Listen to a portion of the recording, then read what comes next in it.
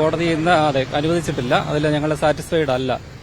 മറ്റ് കുറച്ച് നിർദ്ദേശങ്ങൾ കോടതി വെച്ചിട്ടുണ്ട്. അതിലൊന്നെന്ന് പറയുന്നത് DIG മോണിറ്റർ ചെയ്യണം ഈ അന്വേഷണം, പിന്നെ പീരിയോഡിക്കലായിട്ട് ഇംപ്രൂവ്മെന്റ്സ് അറിയിക്കണം. ഇങ്ങനെ നിർദ്ദേശങ്ങളാണ് വെച്ചിരിക്കുന്നത്. കൂടുതൽ കാരണങ്ങൾ അറിയില്ല, വിധി വന്ന ശേഷമേ പറയാൻ പറ്റത്തുള്ളൂ. പൂർണ്ണമായ വിധിയുടെ കോപ്പി വേണമെന്നാണ് പറഞ്ഞിരിക്കുന്നത്. അല്ല, ഞങ്ങൾക്ക് CBI അന്വേഷണമാണ് ഞങ്ങൾക്ക് ആവശ്യം. ഞങ്ങൾ തീർച്ചയായിട്ടും ഡിവിഷൻ ബെഞ്ചിലോ സുപ്രീം കോടതിയിലോ പോകാൻ തയ്യാറാവും. തുടർ നടപടിയിലേക്ക് തന്നെ നീങ്ങാനാണ് ഉദ്ദേശിക്കുന്നത്. കോടതി കഴിഞ്ഞ ദിവസം പറഞ്ഞിട്ടുണ്ടായിരുന്നു കോടതിക്ക് കൂടി ബോധ്യപ്പെടണം, കേസ് പരിശോധിച്ച ശേഷം തീരുമാനം പറഞ്ഞു. അതെ, എല്ലാം വിശദമായി വിധിയുടെ പകർപ്പെടുമ്പോഴേ നമുക്ക് പറയാൻ പറ്റുള്ളൂ.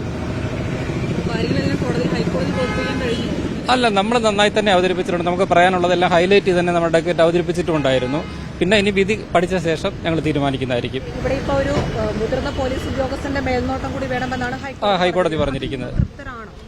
അല്ല, ആ അന്വേഷണം നടക്കുന്ന അവരുടെ നിർദ്ദേശമാണ്. ഞങ്ങൾ തൃപ്തി ഞങ്ങൾ ഇപ്പോൾ അറിയിക്കുന്നില്ല. കാരണം വിധി പഠിച്ച ശേഷം ഞങ്ങൾ തീർച്ചയായിട്ടും അപ്പീൽ തന്നെ പോവും. അപ്പലേറ്റ് കോടതിയെ സമീപിക്കുന്നതായിരിക്കും. തീർച്ചയായിട്ടും ഉണ്ടാവും. ഇതിലിപ്പോൾ നേരത്തെ CBI കേസെടുക്കാൻ തയ്യാറാണെന്ന് അറിയിച്ചിരുന്നു. സർക്കാർ പറഞ്ഞിരുന്നു ഒരു തരത്തിലുള്ള വീഴ്ചയും തങ്ങൾ വരുത്തുന്നില്ലെന്ന് സർക്കാർ അതെ, അത് കോടതി കൂടി അംഗീകരിക്കുന്ന കോടതി എല്ലാ കാര്യങ്ങളും പരിശോധിച്ച ശേഷമായിരിക്കും ഇപ്പോൾ വിധി പറഞ്ഞിട്ടുണ്ടാവുക. അപ്പോൾ വിധിയുടെ പൂർണ്ണരൂപം കിട്ടണമെങ്കിൽ വിധിയുടെ പകർപ്പ് കിട്ടിയ ശേഷം നമുക്കത് പരിശോധിക്കാൻ കഴിയുള്ളൂ.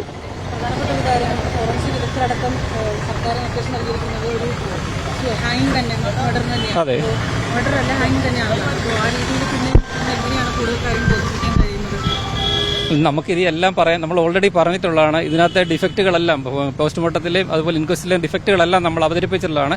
ഇനി മേൽക്കോടതിയെ നമുക്ക് വീണ്ടും ബോധിപ്പിക്കാനേ കഴിയുകയുള്ളൂ.